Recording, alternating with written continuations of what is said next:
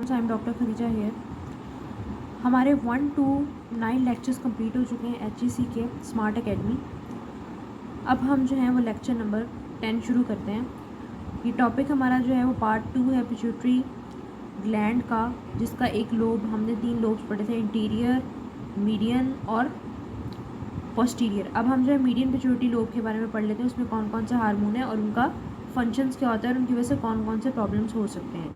अच्छा, इसमें ये देखें, अब हम ना हमारे पास जो मीडियन पिट्यूटरी लोब है उसके अंदर कौन कौन से हार्मोन आते हैं। सबसे पहले हमारे पास एक हार्मोन आता है जो यहाँ पे हमारे पास मेन हार्मोन होता है, विच इज़ MSH हार्मोन, जिसका मतलब है मेलानोफोर स्टिमुलेटिंग हार्मोन।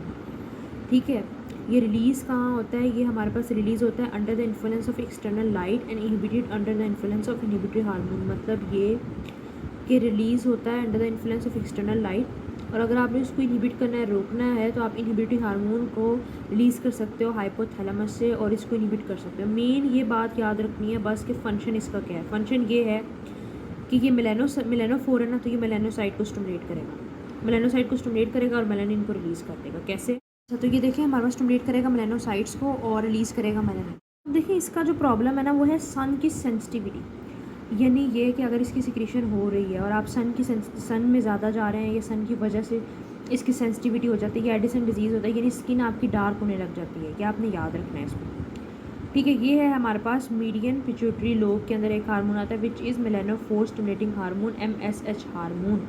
ये सन की सेंसिटिविटी की वजह से होता है कि सन में ज़्यादा लोग जो एक्सपोज होते थे उनको ज़्यादा होता था, तो इसकी वजह से डार्कनिंग ऑफ द स्किन हो जाता है ये। ठीक है, हाइपोटेंशन हो जाएगी, तो हाइपोटेंशन की वजह से आपका ब्लड का वॉल्यूम बढ़ जाएगा, ये भी याद रखना है, ये भी एक की पॉइंट है। ऑक्सीटोसिन में हमेशा जब यूरोटाइन की कॉन्ट्रैक्शन होगी तो हमारे पास नॉर्मल डिलीवरी जो होगी ना वो हमारे पास चाइल्ड की डिक्रीज़ हो जाएगी। ये आपने याद रखना है, अगर यूरोटाइन की कॉन्ट्रैक्शन कम है तो उसकी वजह से जो नॉर्मल डिलीवरी है चिल्ड्रन की वो भी कम हो जाएगी, यानी बहुत मुश्किल हो जाता है डिलीवरी करना। तो ये मेन इंपॉर्टेंट 2 हार्मोन है पोस्टीरियर आपके पिट्यूटरी लोब के अंदर, जो कि पिट्यूटरी ग्लैंड का एक पार्ट है। स्टूडेंट्स, अब हमारे पास आता है तीसरा लोब पिट्यूटरी ग्लैंड का, which is posterior pituitary lobe. इसमें आते हैं 2 हार्मोन, एक ADH, ठीक है, जिसको वैसोप्रेसिन भी बोलते हैं, और एक ऑक्सीटोकिन। अब आपने ये याद रखना है जो ADH है वो हमारे पास क्या होता है, अब्जॉर्प्शन ऑफ वाटर करता है। कहाँ से? नेफ्रॉन से। नेफ्रॉन कहाँ होती है? किडनी में होती है।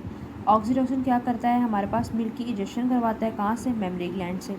ये याद रखना है, और ये प्रेगनेंसी में मेन इंपॉर्टेंट हार्मोन प्ले करता है ऑक्सीटोकिन, और ये जो है ना वो आपके रिप्रोडक्टिव सिस्टम में भी मेन इंपॉर्टेंट रोल प्ले करता है, फीमेल रिप्रोडक्टिव सिस्टम में।